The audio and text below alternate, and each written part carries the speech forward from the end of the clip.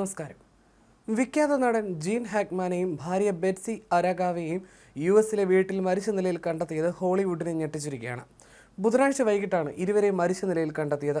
New Mexico സാന്റാഫേയിലെ വീട്ടിലാണ് മൃതദേഹങ്ങൾ കണ്ടെത്തിയത്. ദമ്പതികളുടെ 3 വളർത്തുനായ്കളിൽ ഒന്നിനെയും ചത്ത നിലയിൽ കണ്ടെത്തി. മറ്റു 2 നായ്ക്കൾക്കും കുഴപ്പമൊന്നുമില്ല.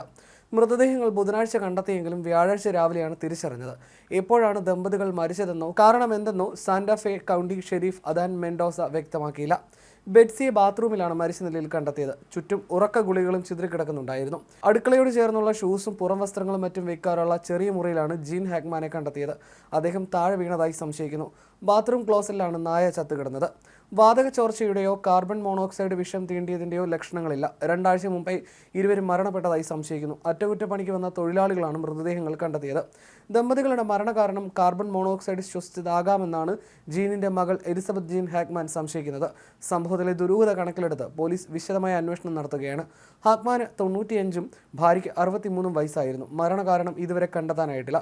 2000-ന്റെ തുടക്കത്തിൽ ഹോളിവുഡിൽ നിന്ന് വിരമിച്ച ഹാക്മാൻ ഏറെക്കാലം പൊതുജനങ്ങളുടെ ശ്രദ്ധയിൽ നിന്ന് മാറി സ്വകാര്യ ജീവിതം നയിച്ചു വരികയായിരുന്നു. 2024-ൽ ഭാര്യയോടൊപ്പം സാന്താഫേയിലാണ് അദ്ദേഹം വീണ്ടും പൊതുരംഗത്ത് കണ്ടത്. 100-ലേറെ കഥാപാത്രങ്ങളെ അനശ്വരമാക്കിയ വിഖ്യാത നടനാണ് ജീൻ ഹാക്മാൻ. 1930-ൽ കാലിഫോർണിയയിൽ ജനിച്ച അദ്ദേഹം സൈനിക ജീവിതത്തിനിടയിലാണ് അഭിനയത്തിലേക്ക് തിരിഞ്ഞത്.